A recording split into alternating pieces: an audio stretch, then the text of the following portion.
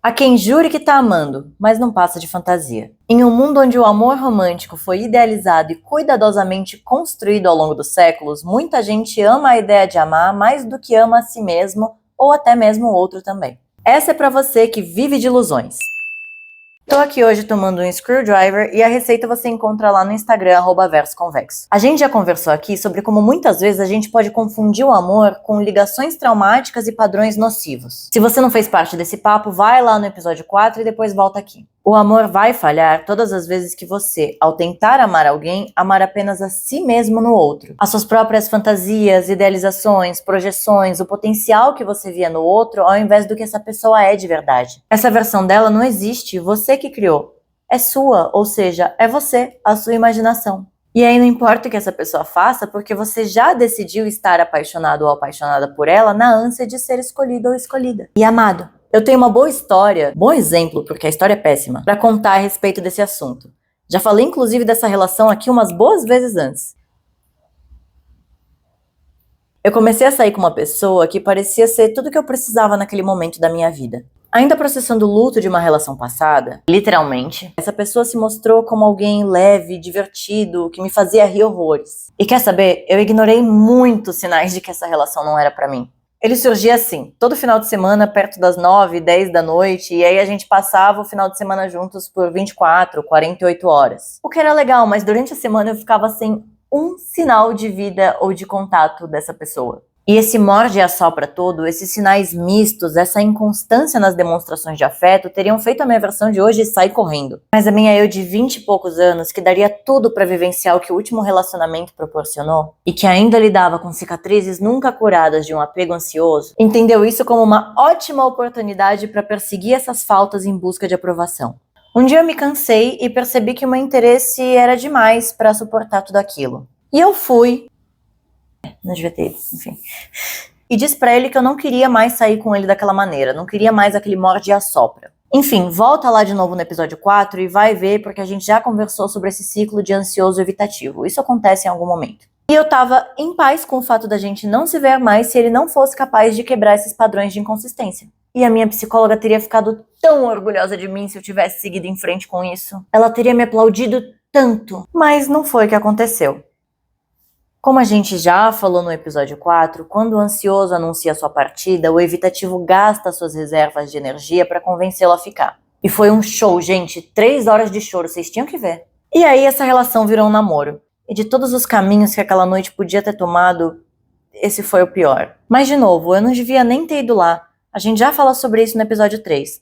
O caos não acontece assim, de repente. Você vai dando pequenos passos em direção a ele, crente de que pode parar a qualquer momento. Pra quem é que você tá tentando se provar quando se testa desse jeito? Aliás, o fato de você sentir que precisa provar isso pra alguém ou pra si mesmo já é indicativo de que isso não vai prestar. Enfim, esse relacionamento foi o puro suco do caos. A gente terminou e voltou umas 2 ou 3 vezes. Não volta com ex, gente, pelo amor de Deus. Eu fiz isso em uns 2 relacionamentos e nos 2 casos foi tipo top 3 arrependimentos da minha vida todinha. Eu sempre falei, eu nunca vou voltar com ex. Nas 2 vezes que eu decidi voltar, eu me arrependi tanto. Ah, vai se fuder.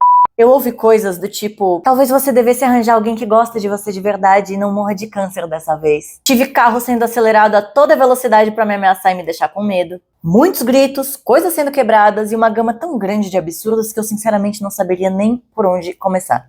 E isso, claro, tudo perto do último término. Antes eu voltava, mas as agressões eram só psicológicas. Eu voltava porque ainda estava presa ao padrão ansioso, que faz com que a gente acredite que esses comportamentos do outro são culpa nossa, que o nosso afeto pode de alguma forma fazer o outro mudar. Afinal, o outro também sempre se diz tão arrependido. E as coisas nunca começam assim, obviamente. A pessoa gasta todas as energias dela se mostrando amável, doce, carinhosa. E aí ela vai retirando isso aos poucos. Eu costumo dizer que para entender esse tipo de dinâmica é preciso encarar o amor como comida. Vamos fazer assim? Amor é comida, porque alimenta a alma. Você sabe cozinhar para si mesmo.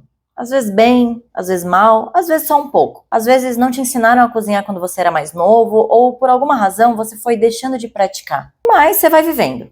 E aí uma pessoa te convida para comer na casa dela. E é muito simpática, faz uma propaganda absurda, você não resiste e vai. Ela começa com entradinhas, assim, aos poucos, mas sempre servidas em prataria. A apresentação é impecável e aí você vai querendo mais. Se você faz menção de sair porque acha que as porções estão muito pequenas, ela vai e te serve um banquete. Sobre uma toalha do tecido mais fino, de encher os olhos e o estômago. Te serve com cuidado e você come. Dali a um tempo, ela troca a prataria por cerâmica, mas você não reclama, porque a comida ainda é ótima. Logo troca por pratos de plástico, e se você reclama, ela volta te servindo de cerâmica, mas nunca nos de prata de novo. E o tempo passa, ela vai diminuindo, se você reclama, ela aumenta mais um pouco, mas aí a qualidade do serviço vai caindo e você não vai percebendo. Mas também quando percebe, se pergunta se ainda sabe cozinhar sozinho. E aí você decide que aquilo ali ainda tá melhor do que a comida que você poderia fazer pra si mesmo. Que os outros restaurantes aí fora também não tão fáceis, né? É uma crise no setor. E logo as paredes mofam, você tá sentado num banquinho de madeira, comendo algo que parece vômito de um guardanapo. Será que é vômito? Você se pergunta porque semana passada serviram comida com larva, mas aí é melhor larva do que passar fome, né? E você já parou de vomitar também a essa altura. Mas aí você decide que vômito não dá. Você olha em volta e se pergunta como é que tudo ficou assim, e a pessoa te olha com desprezo, quase como se só não te expulsasse porque a essa altura você já comeu de tudo. Aí você levanta revoltado, dá na cara do cozinheiro e volta para sua casa. E você já não sabe mais se você lembra como é que se cozinha. E aí você depende dos seus pais, dos seus amigos, da sua família, da sua rede de apoio para te ajudar a cozinhar. Seu pai te abraça e diz que nunca cozinhou assim para sua mãe, você não teve esse tipo de exemplo em casa, nunca deixe que te sirvam isso de novo. Muito específico, né, galera?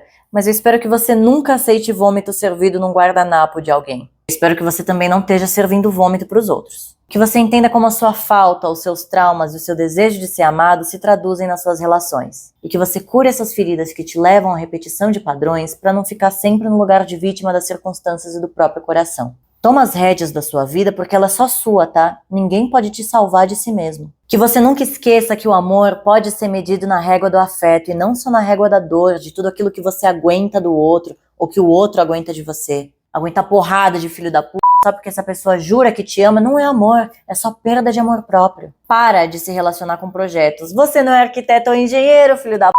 E se você for, guarda isso pros seus clientes, não para suas relações, ok? E esperar que alguém te ame incondicionalmente quando tudo que você faz é ferir essa pessoa não é um desejo razoável, é absurdo. Se você acredita que ama mesmo essa pessoa, mas não sabe como demonstrar da forma correta, cabe a você entender o porquê do seu auto-engano, não ao outro que está sendo ferido. E aí, você já esteve numa situação assim de algum dos lados?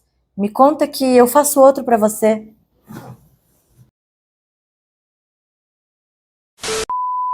Romântico foi o ideal. Eu preciso começar a ser mais sucinta nas minhas ideias.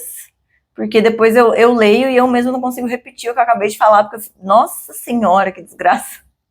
Projeções, o potencial que você viu. Ai, puta que... Ai, Gaia, que Gaia o quê? Ó, morta. Lola, que... Ai, inferno, tô com um monte de defunto aqui hoje.